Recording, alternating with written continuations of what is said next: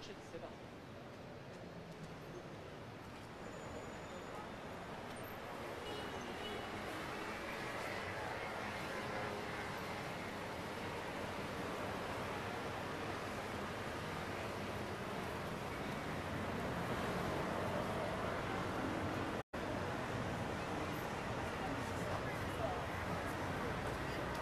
N'ayez pas peur. N'ayez pas peur, on ne vous filme pas. Salut à tous, eh ben, c'est l'instant détox. Alors l'instant détox d'habitude c'est le jeudi 12h30. Là j'ai fait une infidélité au jeudi. C'est mercredi, voilà, parce que j'avais un invité important à prendre aujourd'hui. Alors l'instant détox, vous connaissez le principe. On parle des intox, des rumeurs, des préjugés qui circulent notamment sur les réseaux sociaux. Et on en parle dans la vraie vie avec des vrais gens.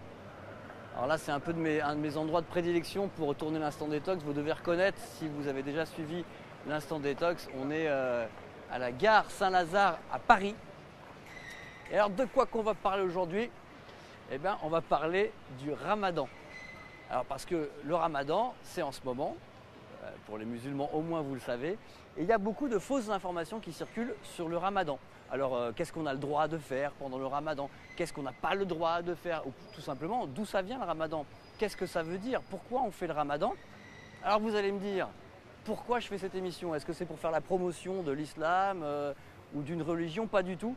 Mais moi, je me dis que dans un pays où on n'a pas loin de 8% de musulmans, ça fait quand même une large partie de la population française, c'est toujours intéressant pour notre culture générale collective de savoir un peu mieux ce que représente le ramadan et puis de lutter contre toutes ces intox qui circulent sur ce jeûne religieux musulman. Voilà.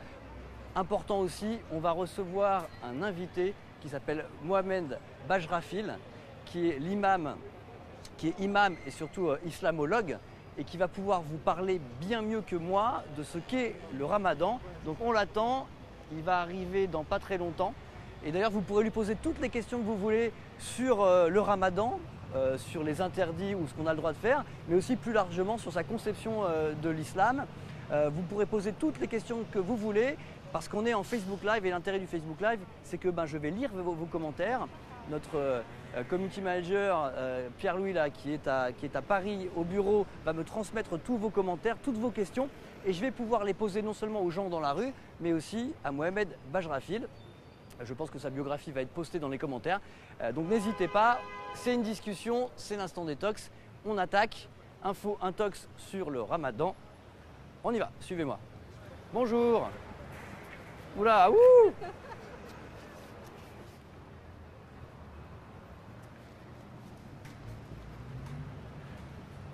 Bonjour. On est France Info, la chaîne de télévision. Ouais. Ça va? Ça va. Est-ce que je peux vous poser une petite question? J'en ai pas pour longtemps, ça va être rapide. Allez. Alors, est-ce que vous savez qu'en ce moment c'est le ramadan? Ouais. Vous savez ça? Bon. Vous faites pas le ramadan? D'accord, vous faites pas le ramadan, je vois des sacs de... alors, petite question sur les infos, les intox. Qu'est-ce qui est vrai, qu'est-ce qui n'est pas vrai dans les affirmations que je mets ici sur le ramadan? On n'a pas le droit de se laver les dents ou d'aller à la piscine pendant le ramadan, vrai ou faux? C'est faux. C'est faux, vous avez raison, on a tout à fait le droit de se laver les dents du moment qu'on n'avale pas l'eau. Voilà. Le ramadan est obligatoire à partir de 6 ans. Je suis pas sûr. 6 ans, c'est jeune quand même. Non, je crois pas. Moi, j'aurais dit faux ici. J'aurais faux aussi? Ouais. C'est vrai, alors là, il y a des interprétations différentes. Ouais. Mais a priori, non, c'est... Non, à 6 ans, c'est pas obligatoire. La plupart des gens disent que c'est à partir de la puberté. D'accord. Voilà, et qu'avant, on peut s'entraîner, mais c'est pas obligatoire. L'islam est la seule religion à demander un jeûne. Non, c'est faux ça. Alors, quelle autre religion demande le jeûne? Attends, quand t'es... christianisme aussi? Ouais. Avec le carême et je crois les juifs aussi. Les juifs aussi, par exemple, à Kippour, ils mangent pas. Ah oui, c'est vrai. Donc en fait, tous les grands monothéismes ont des jeûnes imposés. alors, moins dur que le ramadan, parce que le ramadan, c'est quand même pendant 30 jours, on mange pas entre le lever et le coucher du soleil. C'est très long, c'est très dur. Les catholiques, c'est moins. On mange moins, on est plus frugal. Ouais. On mange quand même. Allez, pendant le ramadan, il faut absolument donner une aumône. C'est-à-dire donner de l'argent à quelqu'un de pauvre. Non, non. Faux? C'est pas une obligation, c'est si la personne a envie, sinon il leur donne. Ouais, voilà. Non, mais si, c'est vrai. Ah ouais, C'est vrai, c'est une obligation. À la fin du ramadan, on donne une aumône. Et il y a même presque un prix qui est fixé de cette aumône en France, combien ça représente. C'est obligatoire. Parce que dans les 5 piliers de l'islam, il y a le fait que donner de l'argent aux pauvres, c'est très important. Voilà, c'est quelque chose de très important dans la religion musulmane. Allez, je continue. On doit recracher sa salive pour ne rien avaler. Bon, c'est complètement faux. Ça, on le voit sur Internet souvent, que pendant le ramadan, les gens sont obligés de cracher par terre parce qu'ils n'ont pas le droit d'avaler. Mais en fait, non, la salive, on a le droit tout à fait. Est-ce qu'on a le droit de faire l'amour après le soleil couché pendant la période de ramadan? Ouais. Une fois qu'il fait nuit. Ah, ça, je sais pas. Vous auriez dit plutôt non, j'ai l'impression. Ouais, j'aurais peut-être dit non. Quand il fait jour, non, mais la nuit, peut-être. En fait, comme c'est une période de purification et qu'on se dit que c'est l'abstinence, mais moi, d'après, on va recevoir un imam tout à l'heure, et lui m'a dit non, après le coucher du soleil, c'est pas interdit. Bon, il connaît mieux que moi. Hein. Ouais, si tu peux. Dernière question. Alors, le ramadan est l'un des 5 piliers de l'islam. Est-ce que c'est vrai ou pas ça? Non, je pense pas. Bah, quand même, si, peut-être. Bah, c'est pas un pilier, un pilier, c'est fort. Ouais, mais. Eh ben si. Ah ouais, c'est un pilier. Ça paraît étonnant parce que de l'extérieur, ça ne paraît qu'un jeûne. Mais en fait, ce jeûne, il est dans les 5 piliers de l'islam. Donc c'est extrêmement important pour les musulmans. Ok, voilà. Est-ce que vous avez une idée de pourquoi ils font le ramadan, les musulmans? À votre avis, c'est quoi la raison? Pourquoi on fait ça? Ouais, c'est un peu comme les catholiques. C'est pas un truc. Je sais pas, c'est une période où pour se retrouver. Je sais pas, peut-être c'est en rapport avec. Ouais, je sais pas. Je sais pas comment le dire. Ouais, moi non plus. Bah, c'est pour leur religion qu'ils font ça. Enfin, c'est pour. Comment on pourrait expliquer je sais pas comment le dire. Oui, c'est un peu. Oui, ouais, j'imagine que c'est assez proche des catholiques. Ouais, et voilà, du c'est carême. un peu. C'est pour se trouver. Je sais pas, il y avait peut-être un événement qui a fait que du coup. Comme le vendredi saint, on mange pas de viande, je sais pas. Ouais, alors il y a plein d'interprétations différentes, mais c'est vrai que c'est une purification, se rapprocher de Dieu. Et puis, alors Mohamed Bajrafil qui va nous rejoindre, l'imam avec qui on va discuter, lui, il va nous expliquer plus en longueur pourquoi c'est important pour les musulmans ce ramadan et qu'est-ce que ça représente. Mais oui, en simplifiant, c'est quand même une période de purification, mais c'est assez proche de ce que les catholiques faisaient pendant le carême. Expérience de la frugalité. Aussi pour se rappeler qu'il y a des gens qui ne mangent pas à leur faim, etc. C'est assez proche en fait. Voilà, merci beaucoup d'avoir parlé avec moi. Bonne journée. Merci à vous, bonne journée. Voilà, donc je rappelle qu'on va recevoir un imam tout à l'heure pour en parler de qu'est-ce que c'est vraiment que le ramadan.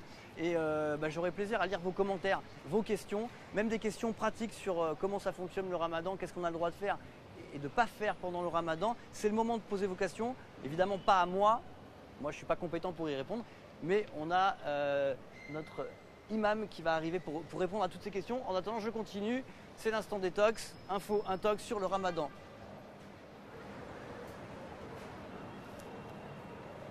Bonjour, on est France Info, la chaîne de télé.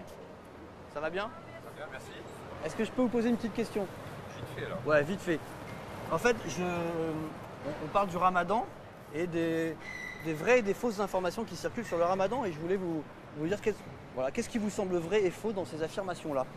Alors, on n'a pas le droit de se laver les dents ou d'aller à la piscine pendant le ramadan. Vrai ou faux? C'est faux. Faux? Ouais. Vous en pensez quoi? Faux. Faux, ok. Et ben c'est effectivement faux. Ça circule sur les réseaux sociaux, mais c'est faux. Il est obligatoire à partir de 6 ans. Non. Faux aussi, Ouais, vous diriez à partir de... Non? Alors, ça, je le C'est après la sais. puberté. Je crois que c'est après 12 Non. ou 13 ans, il me semble. C'est assez jeune, ça a changé. Justement, j'ai parlé à un de mes... C'est après 12 ou 13 ans, je Mais pense. c'est au moment de la Après 12 ou puberté. 13 ans, puberté, et vous diriez quoi? Non, je dirais que c'est à partir de 6 ans. À partir de 6 ans. Non, vous avez raison, c'est en général... Alors après, il y a des interprétations différentes, je pense, mais Ils c'est... sont plus jeunes, je trouve. Non,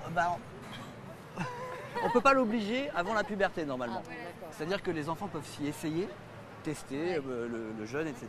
Voilà. Ça, c'est faux aussi. Alors, l'islam Les est la chrétiens, ils le font. L'islam est la seule religion à demander un jeûne. C'est faux. Qui le fait exactement? Les chrétiens? Ouais, les chrétiens, les juifs, Toutes les religions. tous les monothéismes en fait. On le fait. D'ailleurs, à votre avis, pourquoi les musulmans font le ramadan? C'est quoi la signification derrière? Je sais que c'est un mois où ils privilégient la générosité. Ils doivent participer à des actes de charité, je crois. Bah, c'est Enfin, un j'avais peu, lu ça. ça revient un peu à l'abstinence.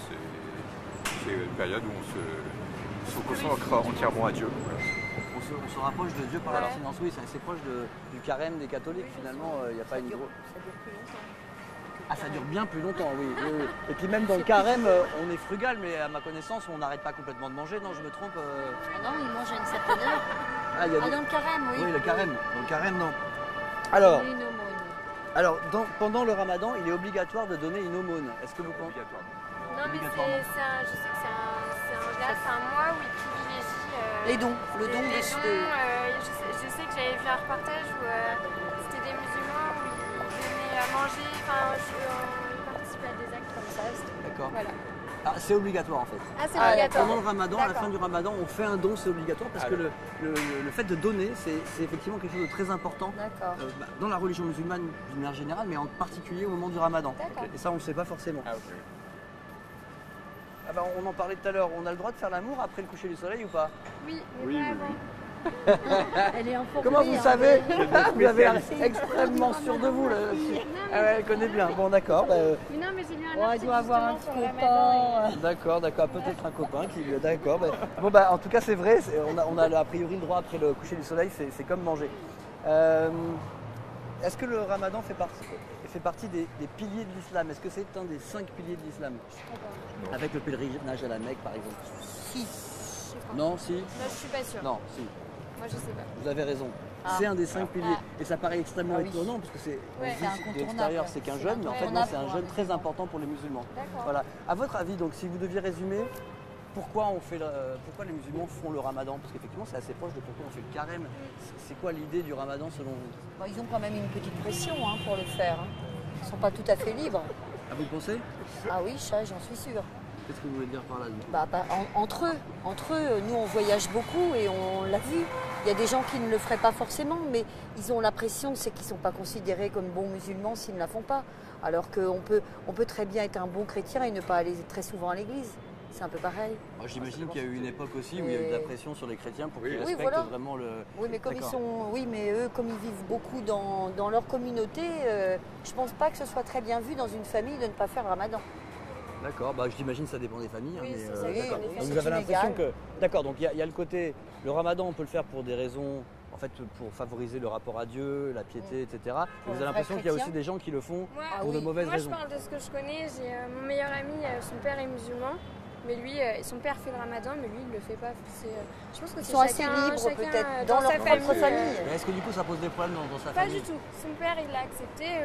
Il mange du saucisson. Son père, du coup, va à la mosquée. Mais voilà, c'est très. D'accord, c'est mais très lui, libre. lui n'est pas musulman du coup. Mais non, du Parce coup, que mon s'il ami mange du n'est pas saucisson, musulman. j'imagine que là quand même il Ah est. oui. À mon avis, une religion, c'est comme toutes les religions, c'est qu'il y a une interprétation par rapport à une ligne de conduite. Et il y a des gens qui sont extrémistes, voire intégristes, et puis d'autres qui appliquent ça, mais light, ça que pratique la religion, on est Manière chrétien, musulman et ça, raisonnable. mais on prend quand même des distances par rapport aux préceptes purs et durs C'est ça. d'une religion. Le problème il est avec les gens qui sont plutôt les islamistes, Ouais, Voilà. on est tous d'accord. Bien sûr. Ouais. Mais du coup le ramadan, vous c'est quelque chose, j'imagine que dans votre travail il y a des gens qui font le ramadan. Oui, C'est bah quelque là, chose- J'en ai autour Ouais. de moi. Ouais. C'est bien perçu ou vous avez l'impression qu'il y a des gens pour qui ça grince un Je peu? trouve que c'est mieux, c'est de mieux en mieux. Ouais. Parce que c'est respecté. Moi, je l'ai dans mes classes. Là, j'ai certains élèves qui me l'ont dit. Ils ont été absents les premiers jours. Parce que je pense que c'est raide. Ils se lèvent à 3 h du matin pour manger. Et d'habitude, il y a des remarques et tout. Et là, après, ils font peut-être des remarques derrière mon dos. Mais Vous avez devant l'impression moi, que- c'est respecté. Il y a une meilleure connaissance, je pense. On Ouais, va ouais. vers ça. Il y a quelques années, c'était encore montré du doigt quand même.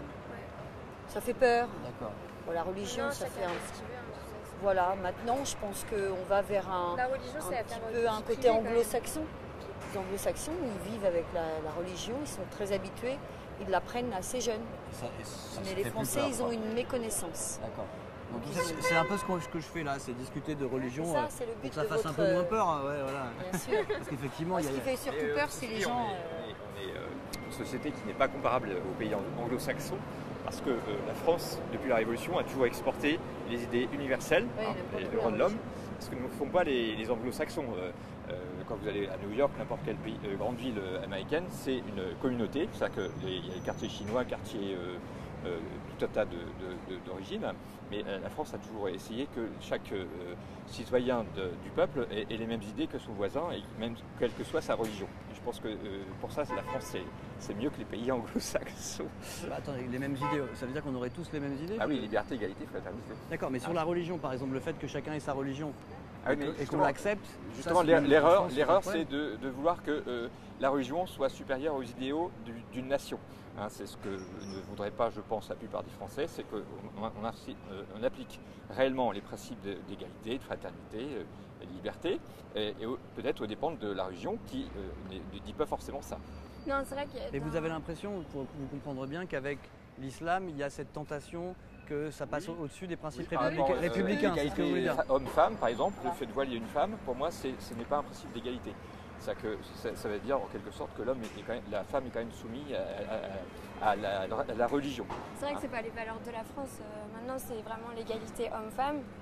Mais je pense que ça se saurait si le voile c'était un symbole de liberté C'est ce qui fait pour qu'il y a la des femme. grosses Enfin, controverses, vous regardez ça, ce qui c'est se passe en Orient, quand les filles sont libérées par Daesh, les premières choses que font les femmes, c'est d'enlever le voile. C'est de se libérer. Je pense pas qu'on se trompe vraiment en disant que les femmes se libèrent en se voilant. D'accord. Pour moi, c'est une hérésie. Alors de dire d'ailleurs, ça. il y a une question qu'on posera tout à l'heure, parce qu'on va aller rencontrer un imam tout à l'heure. Est-ce que le voile est obligatoire dans l'islam? Non, C'est non, débattu, pas du tout c'est tout à fait obligatoire. débattu. ne l'est pas Mais normalement. par contre, là, pour revenir quand même très clairement, le ramadan, oui, c'est un des 5 Ah piliers oui. de l'islam. Là, je veux dire, c'est obligatoire. Qu'ils fassent ça, il faut respecter, ça n'engage que là. Pour Voilà. le coup, Et on ça est d'accord. n'engage que. Ça ne vous dérange pas, parce que ça n'a pas non. d'implication Non, dans non, la. pas du tout, Voilà. pas du tout. Non, puis c'est fait quand même assez discrètement, parce qu'ils continuent de travailler. Moi, mes élèves viennent à l'école, c'est dur, et donc ils le font avec discrétion. Non, en aucun cas, ça doit nous déranger. D'accord. Bah, merci beaucoup d'avoir parlé avec moi, c'était très intéressant. Bonne journée, voilà. Voilà. Bah, alors n'hésitez pas à poser vos questions aussi. Là, c'était intéressant de discuter avec ces personnes qui étaient assez informées sur le ramadan et après qu'on leur avis sur les limites qu'on devrait imposer à la religion, et c'est leur droit de l'exprimer. Je vais prendre vos questions dans pas longtemps. Dès que l'imam Mohamed Bajrafil sera là, on prendra toutes vos questions. Mais je vais aller continuer à parler un peu avec les gens. Moi, ça m'intéresse de savoir ce que les gens savent du ramadan ou pas. Bonjour mesdames, on est France Info, la chaîne de télé. N'ayez pas peur, vous voulez pas me parler? Pas de problème, bonne journée. Putain, je leur ai fait peur, hein, c'était...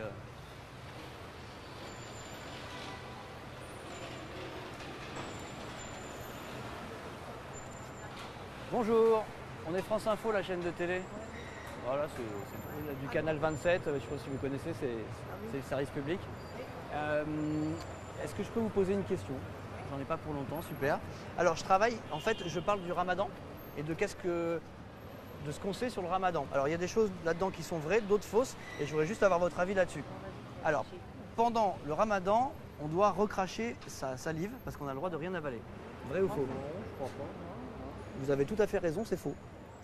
On n'est pas obligé de cracher par terre. On a le droit de faire l'amour après le coucher du soleil. Oui, sans doute. Oui, je pense, oui. Après le coucher du soleil, oui. Oui, oui. Et avant? Avant, non. Pas, non. Non, avant non. Vous avez raison. Avant, on n'a pas le droit, mais après le coucher du soleil, c'est autorisé. Alors, le ramadan est l'un des 5 piliers de l'islam. Oui, Ah. oui, oui. Ça me semble. Ah, pour l'instant, vous avez tout bon, bravo. Vous sauriez citer les 5 piliers de l'islam? Toi, tu saurais que. Je sais pas. On- J'ai des amis qui font le ramadan, mais bon. Alors, et je vais encore vous poser des petites questions. Hop. Il est obligatoire à partir de 6 ans. Ah, ça. Ça, je sais pas. Ah, alors, je crois à partir de 6 ans, je crois Je sais pas. pas, je sais pas. Vous savez pas? Attendez, je pense pas, non. Vous Non, pensez non. pas? Non, Non, je vous pense avez raison, en fait, Non. c'est à partir de la puberté. Ah oui, parce Donc que, ouais. on peut le tester Ah bah, plus jeune, mais c'est à pas 12, obligatoire. Quand il était petit, il faisait pas. Ouais, c'est ça. L'islam est la seule religion à demander Ah. à ses adeptes un jeûne. Un jeune. Ah, je crois qu'il y en a d'autres. Il y en a d'autres. Vous diriez quelle religion par Je exemple? sais pas. Parce que c'est bon. Ah bah il y a en Je suis pas France, il y a une croyante, religion qui est assez répandue. Ah oui, Le oui. catholicisme, qui demande le carême, c'est Oui, le c'est le fait de carême, manger c'est vrai, moins. oui. Ouais, Les c'est vrai. juifs, Ah oui, lors les de juifs. Kippour, Oui, oui, Kippour c'est un jeûne. Oui, c'est vrai. Quelqu'un de bien informé me l'a raconté. Ah oui, c'est vrai. Ah oui, Voilà, c'est donc vrai. non, c'est loin d'être la seule religion à le demander. Et pendant le ramadan, il est obligatoire de donner une aumône. Ah. Vous diriez vrai ou faux ça? Oui, non, faux. Faux? Bon, peut-être vrai. Je sais pas, Attends, je suis trop hésitant. Ouais, là, il faut donner une aumône. Oh, c'est possible. C'est vrai. C'est En possible. fait, c'est pas seulement recommandé, c'est obligatoire. Il faut donner l'aumône au moment du ramadan. Parce que dans les 5 piliers de l'islam, il y a aussi le fait de donner la charité. C'est très important dans l'islam. Oui, c'est vrai. Et ça, on a tendance un peu à l'oublier. D'accord. Allez, pour finir, On n'est pas mauvais. vous avez été très très bon. Vous avez été très très bon. Je vous félicite. Vous, à votre avis, le ramadan, ce jeûne, qu'est-ce qu'il symbolise pour les musulmans? Ça veut dire quoi? Ah oui, il faut comprendre la souffrance du pauvre, je crois. La souffrance du pauvre, c'est assez intéressant. Ouais. Ouais. Et quoi d'autre, vous diriez? Bah, c'est tout. C'est vraiment quelque chose pour comprendre la souffrance du pauvre. Je pense. Alors, je pense que les interprétations là-dessus sont différentes, mais je pense que vous avez tout à fait raison. S'il y a la charité dedans, c'est pas par hasard, c'est parce qu'on se met à la place de quelqu'un qui ne peut pas manger, qui n'a pas les moyens de manger, et on apprend l'humilité. Mais il y a aussi se rapprocher de Dieu, se purifier, Ah oui, je suis pas religieux, alors forcément. et plein d'autres choses. Oui, mais enfin, Radouche, elle nous a expliqué. Mais Après, Oui, on peut être avant, pas religieux et s'intéresser à on la avait une religion de amie façon ouais. qui faisait laïque. Ramadan, non, marocaine, elle faisait Ramadan, elle nous a expliqué, mais comme elle savait que je ne suis pas croyante, elle ne me sereignait pas avec ça. Et est-ce que vous, le ramadan, c'est quelque chose, vous avez l'impression en France, qui peut faire un peu peur aux gens, cette Ah oui. démonstration de religion? Oui. Moi, je ne suis pas le Ramadan. Ça m'énerve un peu, moi. Pourquoi ça vous Moi, j'y énerve un fais peu, pas vous? attention. Moi, par exemple, vous voyez, catholicisme, j'étais à l'école, le vendredi, il fallait manger du poisson. Ça m'énervait, moi, je sais pas. Vous, en fait, vous aimez pas trop les religions Moi, d'une je- manière générale. Non, moi, je suis. Et c'est pas athée. spécialement l'islam, Je c'est suis toutes les athée, religions. Je suis athée. D'accord. Et vous trouvez que. Mais après, le Toutes les ramadan, c'est quelque religions, ça me plaît pas, quoi.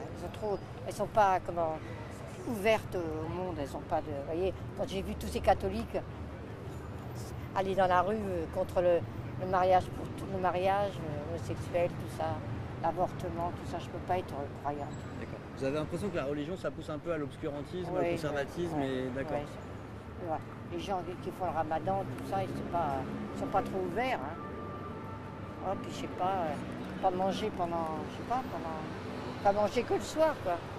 Ça vous semble une épreuve qui est pas utile, quoi. C'est pas utile. D'accord. Vous êtes d'accord avec votre femme Ouais. ou pas, vous Diététiquement, c'est pas recommandé parce qu'ils mangent beaucoup la nuit. Ils ne font qu'inverser le processus habituel. Ça, c'est vrai qu'en général, Ouais. on grossit pendant le ramadan, ce qui Ouais. peut paraître assez étonnant, mais C'est oui, très mauvais on de grossit manger pendant le comme ramadan. ça et après d'aller se coucher, quoi. D'accord, donc Puis c'est très dur, alors. Même ils pensent, j'ai écouté une émission où ils disent que peut-être le ramadan, ça va plus être comme ça, obligatoire, peut-être, je sais pas. ça veut dire que Parce les. que vous voyez, les gens qui travaillent. Moi, mon amie elle faisait le ménage chez un docteur. Elle était dans un état le soir. Ah oui, toute la journée à nettoyer, pas manger. Qu'elle lui a manger en plus au docteur, alors. Elle n'en pouvait plus. Après, Elle n'en pouvait plus. après. D'accord, et donc vous, en fait, c'est pas que Donc vous. c'est trop dur. Et c'est pas spécialement contre l'islam, c'est contre Non, toutes les c'est pas religions contre qui les imposent des religions, choses de genre. voilà. Vous, j'ai bien compris Voilà. que vous êtes vraiment Voilà. athée et laïque, Voilà, et les laïque. religions, moins on en parle, mieux c'est, quoi. Voilà, mais on n'a pas le monsieur. Moi, je suis pour D'accord. la laïcité. Très bien. Après, le ramadan, on est bien d'accord que ça n'empêche pas la laïcité. Ah ben non. Le ramadan, on le fait chez soi. Oui, ça c'est une affaire privée. C'est ça. Ça vous dérange pas, du coup, vous, Non, personnellement? non. D'accord, vous, Bah, c'était. lui, ça ne dérange pas. Moi, ça me dérange plus, mais bon, non. Non, c'est vrai que ça dérange pas. Ça n'empêche pas la laïcité. Ça reste une affaire privée. C'est une affaire privée. Hein. Parce que finalement, ne pas manger en public, ça dérange personne, on est d'accord. Ouais. Ouais, c'est vrai, ça dérange On va pas... personne. Merci beaucoup. Allez, bonne journée. Bonne journée. Alors, je vous l'avais promis, il est arrivé. Venez avec moi. Donc, je vous présente, bonjour, Mohamed Bajrafi, qui est donc l'imam de la mosquée d'Ivry-sur-Seine, qui est islamologue, auteur de plusieurs livres. Et d'ailleurs, ça serait peut-être pas mal qu'on sorte un des livres. Hein, on peut avoir un des livres On va vous ramener un livre, parce que comme ça, on va montrer le livre que vous avez écrit aussi. Alors, je ne sais pas si vous avez eu le temps d'écouter un peu mes discussions. Pas trop. Alors, en général, j'ai été assez surpris, mais les gens connaissent assez bien le ramadan. Ah, c'est Même très bien. les gens qui ne sont pas musulmans, on a discuté. Personne ne m'a dit, par exemple, qu'on n'avait pas le droit d'avaler sa salive. Oui. Parce qu'on voit beaucoup sur Internet ce genre de stupidité. Que pendant le ramadan, on n'a pas le droit d'aller à la piscine, on n'a pas le droit d'avaler sa salive. Vous avez déjà été confronté à ce genre de choses, de questions bizarres? Non, pas particulièrement. mais en même temps, je suis avec des musulmans. Donc, Sur Internet, on en voit beaucoup, en tout cas, ce genre de choses circuler. Et après, alors, quelque chose qui faisait un peu débat, c'est que les gens avaient l'impression que souvent le ramadan, ça commence très jeune. Donc, par exemple, quand je disais le ramadan commence à 6 ans, les gens disaient oui, ça commence très jeune. C'est vrai ou pas ça? non, pas du tout. Le ramadan commence à partir de l'instant où la personne est pubère, saine d'esprit, pas malade, sans qu'elle ait ses menstrues, si c'est une femme, ou qu'elle ait accouché et qu'elle soit pendant la période dite postnatale, donc les saignements qui suivent un accouchement qui dure à peu près 40 jours. Durant cette période-là, il n'est pas obligatoire, il n'est même pas possible déjà enfin il y a des cas où c'est pas obligatoire et des cas où c'est même pas possible. Donc une femme qui a ses menstruations par exemple, elle ne peut pas jeûner même si elle veut. Une femme qui a accouché pendant la période où elle a ses saignements, elle ne peut pas jeûner si elle veut. Quelqu'un de malade. Quelqu'un qui est malade également, lui il a le choix. Mais il y a des maladies par contre qui rendent illicite le fait de faire le jeûne. Quelqu'un qui est atteint de maladies chroniques et dont la vie serait menacée si il observait le jeûne, il lui est interdit de l'observer. En fait, ça a l'air très pragmatique, c'est-à-dire que la vie c'est le plus important, le ramadan ça passe après, c'est comme ça qu'on c'est pas seulement par rapport au ramadan, c'est qu'à chaque fois que la vie de l'homme est menacée, toute interdiction se lève et toute obligation tombe. C'est une règle que l'on pourrait appliquer partout en islam. Il est par exemple interdit en islam de boire de l'alcool, mais si ta vie en dépend, il te faut en prendre. Il est interdit. Si on vous prend en otage et qu'on vous force à boire un verre d'alcool, ça ne fait pas de vous un mauvais musulman, quoi. Non, ce n'est même pas un péché parce que je ne l'ai pas fait volontairement. Est-ce que c'est un péché de ne pas faire le ramadan? C'est un péché de ne pas faire le ramadan, c'est un péché majeur.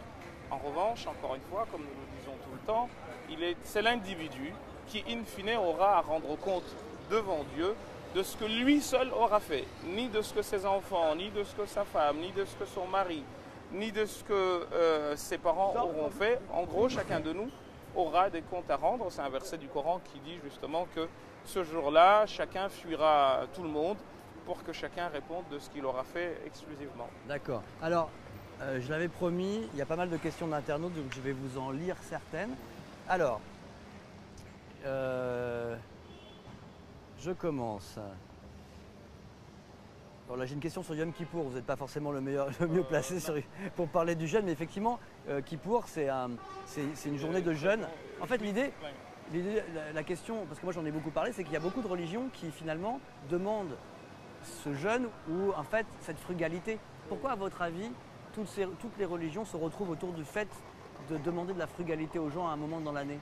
Je pense que c'est parce que les religions visent d'abord et avant tout à faire en sorte que l'homme se surpasse.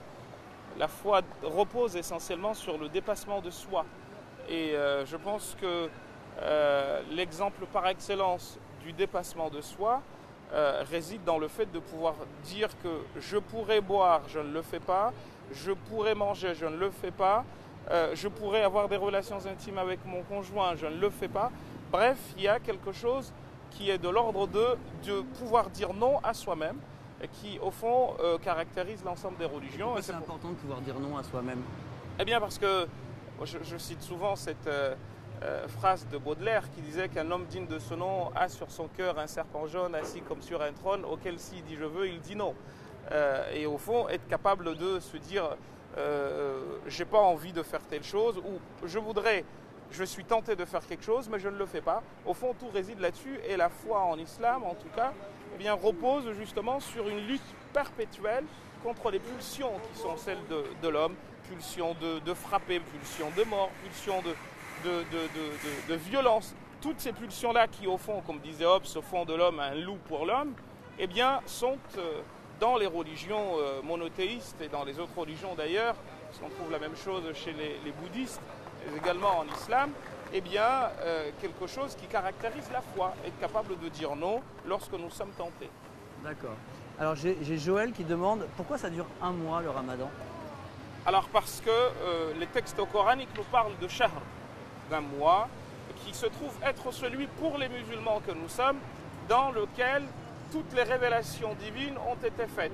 Pour les musulmans, la Torah a été révélée pendant le mois de Ramadan, les évangiles le mois de Ramadan et le Coran également pendant le mois de Ramadan. Donc c'est un mois où le croyant est comment dire, en lien avec son Créateur à travers la révélation qu'il lui a faite. C'est un mois fondamental et donc c'est pour ça que c'est un mois. C'est un mois fondamental et c'est pour ça que c'est un mois et le Coran le mentionne très bien. Shahr Ramadan alladhi unzila fihi al-Qur'an, le mois de Ramadan est celui dans lequel le Coran a été révélé.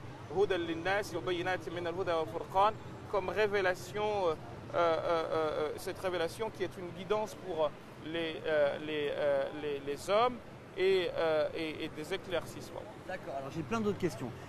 Youssouf demande, pour l'imam, pourquoi avoir différents calendriers et différentes horaires pour le ramadan? Pourquoi c'est pas tout le monde à la même enseigne?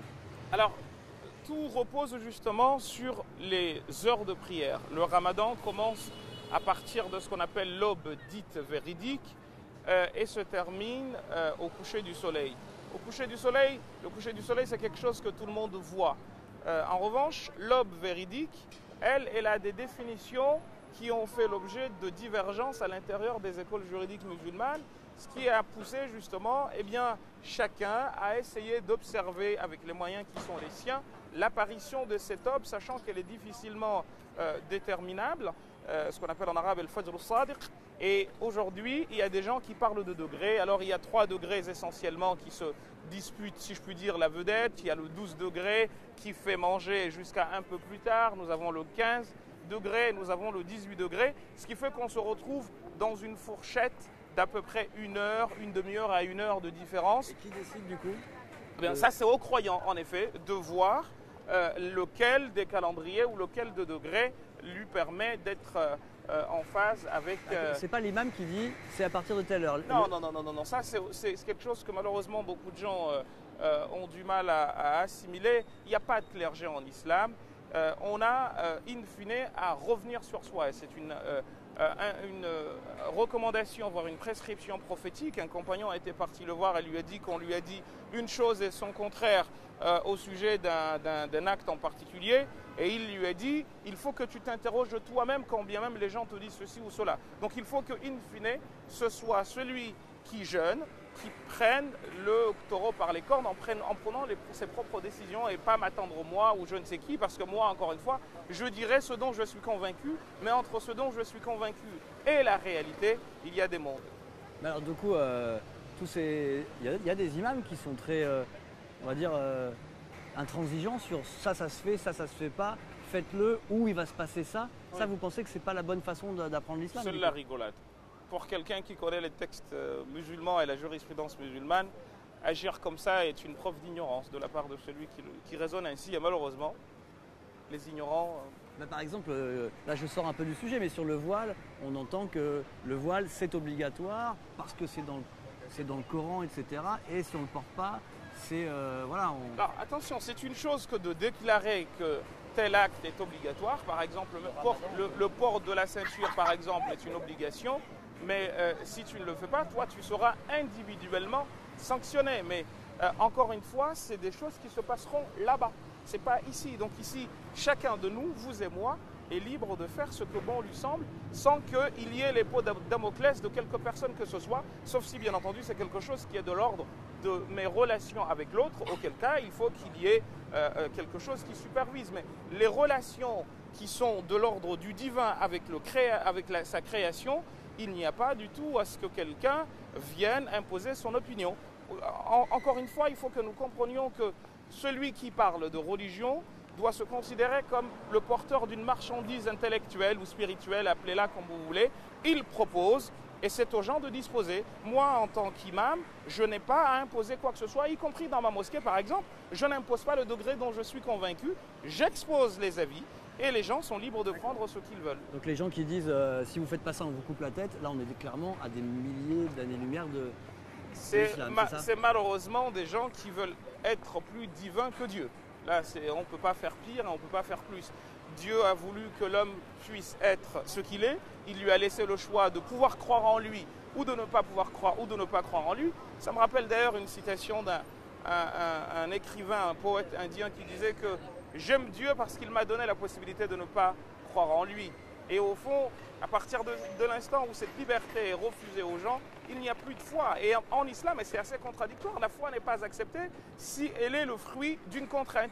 Mais on contraint quand même, certains pensent que c'est en contraignant les gens que les gens seront croyants alors que cette foi n'a pas de sens. Il faut l'accepter. C'est passionnant, j'ai plein de questions. Encore Marie-Charlotte qui me dit, il y a une fête du Ramadan à la fin, je crois. Comment elle s'appelle et que signifie-t-elle? Alors elle s'appelle Eid al-Fitri, qui veut dire la fête de la rupture. Et le terme fête en arabe veut dire Eid, qui signifie quelque chose qui revient souvent. Et c'est justement parce que ça se répète tous les ans qu'on parle de Eid. Et cette fête-là se caractérise à la fois par la rupture du jeûne et surtout par le fait que nous devons donner ce que nous avons pu avoir comme surplus le mois du Ramadan durant, à celui qui est dans le besoin, au nécessiteux. Nous devons donner l'équivalent aujourd'hui de 7 à 8 euros de dons. Ça, c'est obligatoire. C'est obligatoire. On donne à la fois pour soi et pour les personnes qui sont à notre charge. Donc les enfants qui ne sont pas en âge de travailler, donc tout le monde. Si par exemple comme moi il y a 6 membres, il y a 6 personnes dans la famille, eh bien on prend 6 fois 7, on est à 42 euros qui doivent être donnés à des personnes nécessiteuses. D'accord. Alors là je passe du coq à l'âne parce qu'on a des questions très pratiques puis des questions plus philosophiques. Quels sont les petits trucs, c'est Jessica qui pose la question, les astuces pour gérer la fatigue quotidienne qui s'installe quand on jeûne aussi longtemps? C'est quoi les astuces? Alors les astuces, il y a le repos, naturellement, quand on peut le faire. Il y a également, contrairement à ce que l'on peut penser, un peu de sport, mais pas de manière excessive. Et puis, il y a, il y a le sommeil, il y a des activités de détente qui peuvent se proposer ici et là. Il y a surtout, et c'est comme ça que nous, croyants, avons reçu de nos maîtres l'esprit du jeûne, on lit le Coran, on médite les versets du Coran, on lit également d'autres choses, histoire de remplir nos esprits de choses positives et instructives. Et d'ailleurs, on en parle souvent, le Ramadan, c'est pas un moment où on perd du poids parce qu'il y a le soir, on compense beaucoup. Et on en a parlé un peu avant. Le fait de, entre guillemets, se goinfrer le soir du Ramadan pour rattraper tous les repas de la journée, c'est ça le principe? C'est contraire à l'islam, justement. C'est contraire, à l'esprit du Ramadan. Parce qu'en réalité, pourquoi jeûner? On parlait tout à l'heure de cette possibilité de refuser, de contrôler ses pulsions alors qu'on est en mesure de « j'ai envie, mais je ne le fais pas ». Être libre, c'est dire non, disait Sartre. Au fond, au-delà de cela, ce qui est demandé justement, ce n'est pas de rattraper ce qu'on aurait dû manger, auquel cas, au fond, on n'aura pas dit non, mais au contraire de manger un repas qui est celui du soir, comme si c'était le repas que l'on mangeait naturellement. Alors, bien sûr, il faut tenir compte des besoins en calories pour, n'est-ce pas, y satisfaire, mais pas au-delà, en fait. Et malheureusement, les gens pensent qu'ils ont à rattraper ce qu'ils n'ont pas pu faire, alors que c'est contraire à l'esprit du Ramadan, ce qui fait que malheureusement, on gaspille beaucoup de choses, alors que l'islam interdit formellement le gaspillage en disant que les gaspilleurs sont les amis et les acolytes du diable. Donc c'est malheureusement quelque chose qui se produit. Ça devrait être un mois limite de diète où on perd du poids. Et là, c'est le contraire qui se passe, ce qui témoigne encore une fois du fait que malheureusement, souvent, on a compris les choses à l'envers. C'est intéressant. En fait, ce que vous me dites, c'est presque que l'islam, il est écolo avant l'heure. C'est-à-dire qu'on incitait déjà les gens, à l'époque du prophète, à ne pas gaspiller, à pas manger plus que ce qu'il ne faut. C'est très moderne, finalement. Ça va tellement loin que, alors, quand j'entends parler de l'obésité, par exemple, le prophète de l'islam disait justement que on est une communauté qui ne mange pas avant d'avoir faim, et quand elle a faim et quand elle mange, elle ne se rassasie pas. Une manière de dire que quand on mange, et c'est un autre propos du prophète qui le dit, on a à diviser son ventre en 3 parties. Une partie pour la nourriture, une partie pour l'eau et une partie pour la respiration. Voilà les enseignements que l'on reçoit du prophète. Et malheureusement, quand on se goinfre le soir, c'est qu'au fond, on n'a rien compris du tout au message. Et là, on est encore dans la tentation du diable. Et c'est pour cette raison que le jeûne est là pour nous rappeler. Alors ça, c'est une question qui est à moi. Mais est-ce que le Ramadan d'aujourd'hui, c'est exactement le même que le ramadan du temps du prophète? Est-ce que ça devrait être exactement le même qu'au temps du prophète? Parce qu'on pourrait dire du coup, je ne sais pas, on va manger dans des écuelles en bois, on va ne manger que ce que le prophète a mangé, s'habiller comme le prophète s'habillait et tout faire comme le prophète. Alors ça, c'est aussi une idéologie malheureusement qui peut se répandre ici et là. Alors que le prophète, s'il a porté des habits, il a porté les habits qui étaient ceux du désert dans lequel il est né. Il ne pouvait pas porter les habits que vous et moi pouvons porter quand il fait froid ici. Donc au fond, ce n'est pas quelque chose qui est islamique que de chercher à porter tels habits plutôt que tels autres habits. En revanche, ce qui nous est demandé encore une fois, c'est l'esprit. C'est s'inscrire dans l'esprit de la pratique. Et il y a un monsieur qui s'appelle Ghazali, qui est très connu, qui est mort en 505 de l'Hégire, qui disait, quand il a constaté que les gens pratiquaient, mais de manière plus ou moins anarchique, il disait qu'il fallait réécrire les sciences religieuses en écrivant une encyclopédie qui s'appelle Ihya Ulumuddin, la revivification des sciences religieuses, parce que constatait-il déjà, il y a 1000 ans de cela, les gens s'éloignaient davantage de l'esprit pour s'intéresser au corps finalement. Or le corps justement il varie selon les temps et les espaces, alors que l'esprit lui il reste le même. On est dans un esprit, ne serait-ce qu'en France aujourd'hui en 2018, le jeûne est de 18 heures, ce qui n'a jamais été le cas au temps du prophète parce que sur le plan géographique, il est impossible que les étés dans la péninsule arabique aient 18 heures. Il jeûnait moins en fait, du coup, dans la péninsule arabique. Il jeûnait moins encore aujourd'hui. C'est normal, si je puis dire, parce que la configuration géographique de la France, de l'Europe, où on se trouve, n'est pas la même que celle de pays dans lequel, par exemple, il ne fait que, il n'y a que 10 heures ou 11 heures ou 12 heures de journée. Ça peut aller. C'est ici qu'on a le ramadan le plus dur. Peut-être en dehors de la Suède et la Norvège, où eux, par contre, c'est encore plus dur. Bien entendu.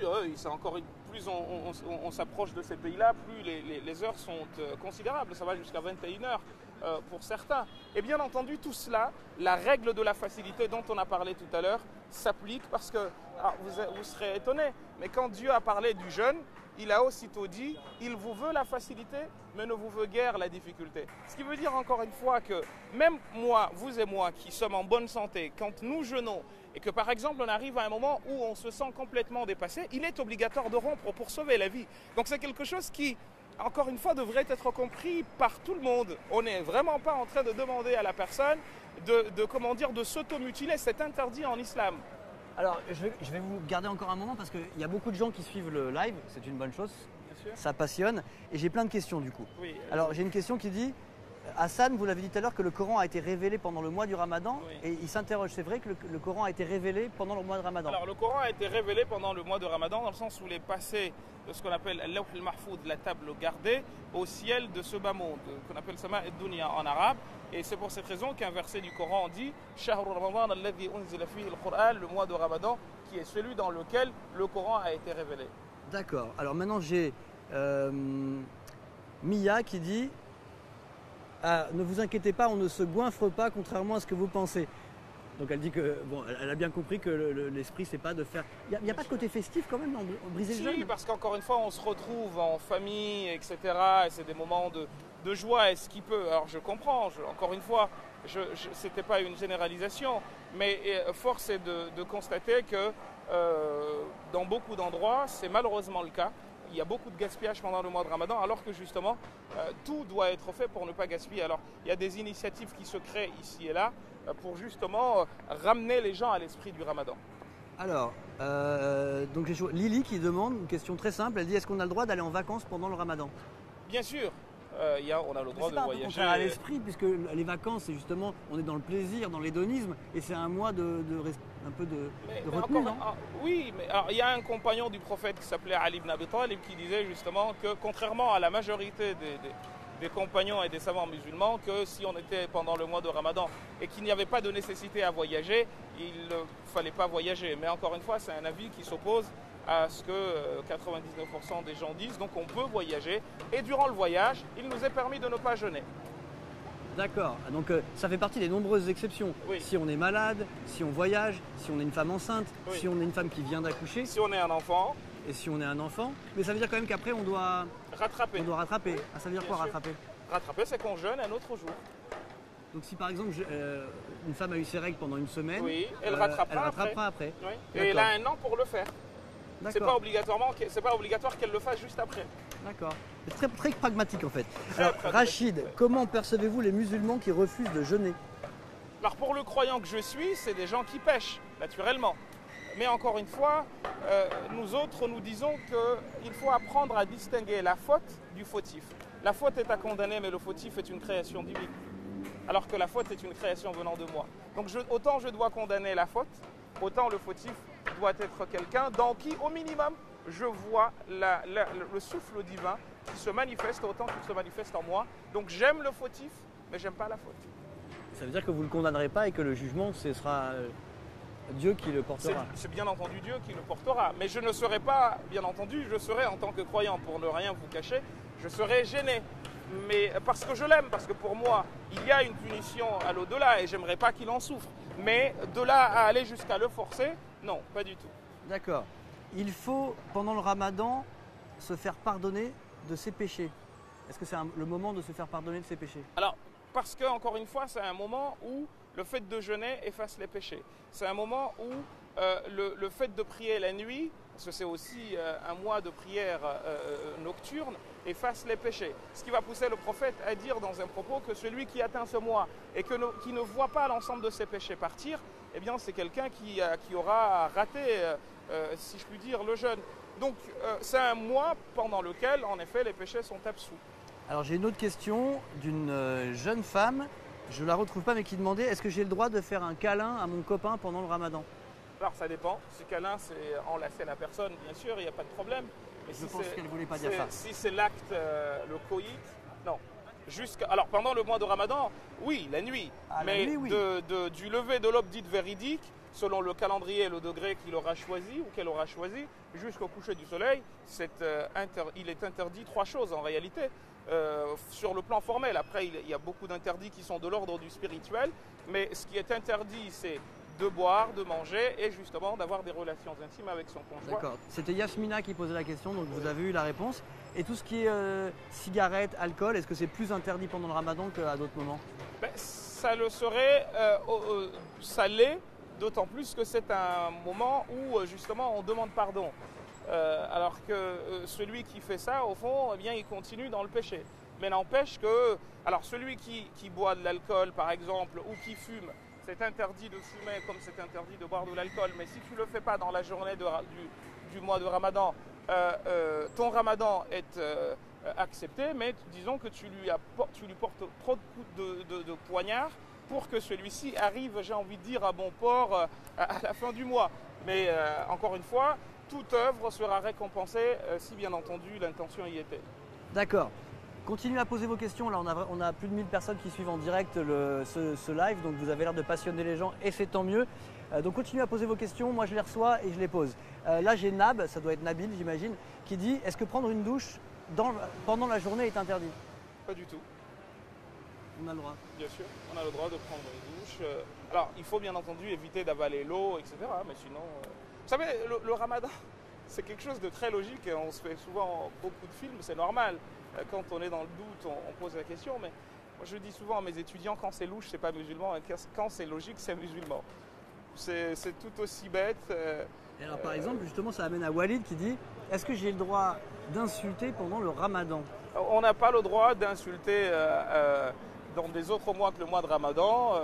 Le mois de Ramadan, il nous est davantage interdit étant donné la raison que je vous ai donnée, à savoir que c'est un mois pendant lequel eh bien, on se recueille et on cherche à se réconcilier avec son Créateur, à se rapprocher de lui.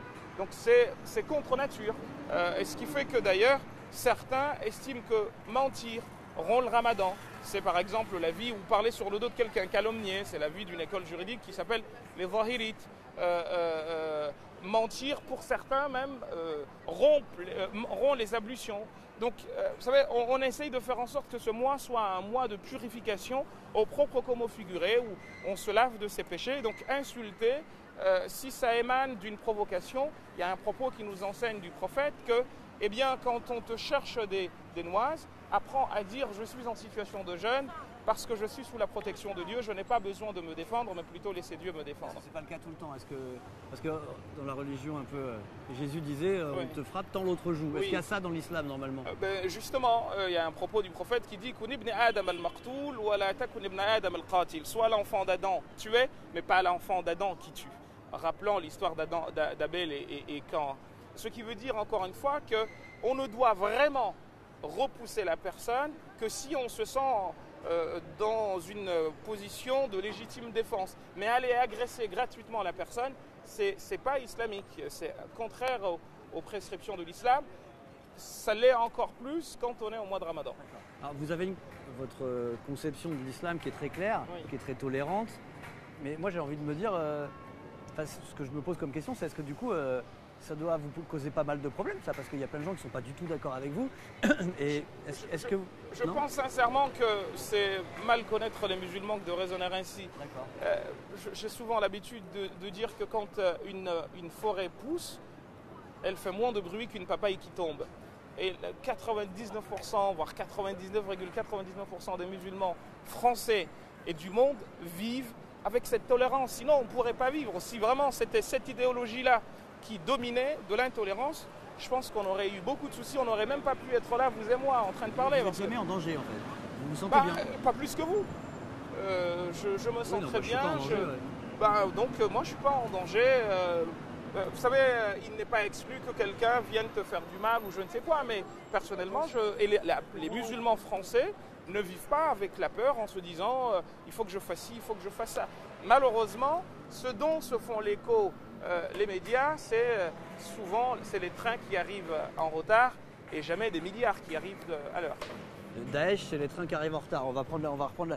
Mais c'est intéressant, et si je fais cette émission aussi, c'est pas parce que je veux promouvoir une religion, je pourrais faire la même émission sur le catholicisme. Moi, c'est simplement parce qu'on a presque 8% de musulmans en France, on a une énorme population musulmane, et que donc c'est intéressant, moi ça m'intéresse, pour ma culture générale, de comprendre l'autre avec qui que je côtoie. Moi, c'est uniquement pour ça que je fais l'émission.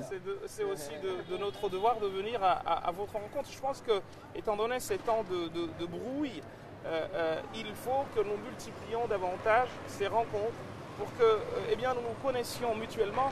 Parce que la peur, vous savez, elle est la mère de tous les problèmes en réalité.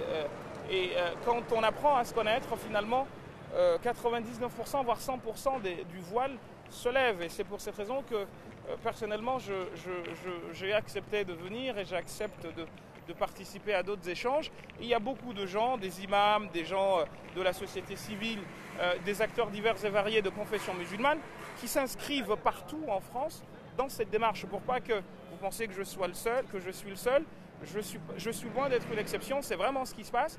Malheureusement, les caméras ne sont pas tout le temps braquées sur ces choses-là. Je vous pose une dernière question parce qu'on me l'a posée. Donc c'est Marie qui dit: à quel âge commence-t-on le ramadan? Mes élèves de 6e le pratiquent, dorment pendant les cours. N'est-ce pas dangereux pour les enfants, ce ramadan? Alors, encore une fois, comme je vous ai dit tout à l'heure, le ramadan devient une prescription obligatoire à observer à partir de l'instant où la personne est pubère. C'est-à-dire que, pour être concret, à partir de l'âge où on a vu ses règles pour la fille et le garçon à partir de l'âge où on a eu une éjaculation, c'est-à-dire une sortie de sperme, pour être concret. Sauf que on constate aujourd'hui que, surtout pour les jeunes filles, cela arrive de plus en plus tôt. Donc, il y a des jeunes filles qui voient leurs règles à 9 ans, raison pour laquelle nous autres disons que le verset du Coran qui parle de la prescription du jeûne dit que si vous le faites avec difficulté, eh bien cela est à considérer comme quelque chose nécessitant soit que vous vous acquittiez de quelque chose, soit que vous remettiez à plus tard. Les enfants de cet âge-là, de 9, 10, 11, 12 ans, j'ai été prof de français en collège, donc je sais que c'est l'âge à peu près auquel les enfants arrivent au collège, on est à 11-12 ans, ils ne sont pas en mesure, notamment pour un jeune de 18 heures, d'accomplir 18 heures de jeûne comme ça, raison pour laquelle on demande aux parents qui voient leurs enfants dans cette situation de les encourager à ne pas jeûner et attendre par exemple le week-end auquel cas là, on les initie petit à petit, parce qu'il ne faut pas oublier encore une fois que nous ne sommes pas en hiver, nous sommes en été, et 18 heures de jeûne pour un enfant de 10-11 ans, c'est quelque chose de très difficile, et ce qui fait que, en tout cas, je vous parlerai de mon cas à moi, mes enfants, j'en ai 2 qui sont de cet âge-là, eh bien, je leur demande encore une fois de le faire, notamment les jours où ils n'ont pas de sport, les jours où ils ne sont pas, comment dire, à l'école, parce que ces jours-là, ils les supportent beaucoup plus facilement. Donc, il faut vraiment que les parents soient attentifs à cette situation, ne pas faire porter aux enfants quelque chose qu'ils ne pourraient porter qu'avec difficulté. Voilà, j'espère, Marie, qu'on a répondu, que vous avez répondu à votre question. C'était l'objectif de cette émission, c'est qu'on se pose des questions très pratiques sur le ramadan pour notre culture générale ou parce qu'on est musulman. C'est important d'y répondre. Et puis il y avait aussi le message derrière que se comprendre qui fait le ramadan, pourquoi, qu'est-ce qu'il y a derrière. Et ce message de tolérance, il est intéressant, je trouve, pour tout le monde. Voilà. Sachez que Mohamed Bajrafil a écrit un livre. Et je pense que si vous l'avez écouté avec autant d'attention parce que vous étiez beaucoup sur le live, je suis persuadé que vous aurez envie de lire son livre qu'on va montrer maintenant. Alors, ça s'appelle « Réveillons-nous, lettre à un jeune français musulman ». Si vous deviez nous faire le pitch de ce livre, c'est quoi le message de ce livre? C'est un message qui va dans le sens de ce que nous avons dit tout le long de cette émission, ouverture à l'autre et tolérance, pour justement pouvoir nous connaître davantage et passer du vivre ensemble au faire ensemble, parce que je compare souvent la vie, donc notre pays, à un bateau qui a besoin pour avancer que tout le monde pagaie dans le même sens. D'accord, bon, je trouve que c'était des très beaux messages, qu'on soit religieux ou pas, encore une fois, croyant ou pas. Partagez, likez, transmettez autour de vous. Marie, à vos élèves qui se demandent s'ils sont obligés de faire le ramadan à 9 ans, 10 ou 11 ans, on a eu des réponses qui m'ont semblé intéressantes. C'était l'Instant Détox. L'Instant Détox, c'est chaque semaine en direct. En général, c'est le jeudi 12h30. Là, pour vous, on a fait une petite exception à la règle et j'en suis ravi. Et sinon, vous pouvez retrouver tous les Instants Détox, et j'en ai fait un paquet depuis 2 ans, sur ma chaîne YouTube qui s'appelle l'Instant Détox. Alors allez-y maintenant, allez vous abonner et vous ne raterez plus aucun Instant Détox. Voilà, c'était un plaisir de parler de religion avec vous et d'islam. Merci beaucoup. Merci. Et merci à vous de nous avoir suivis.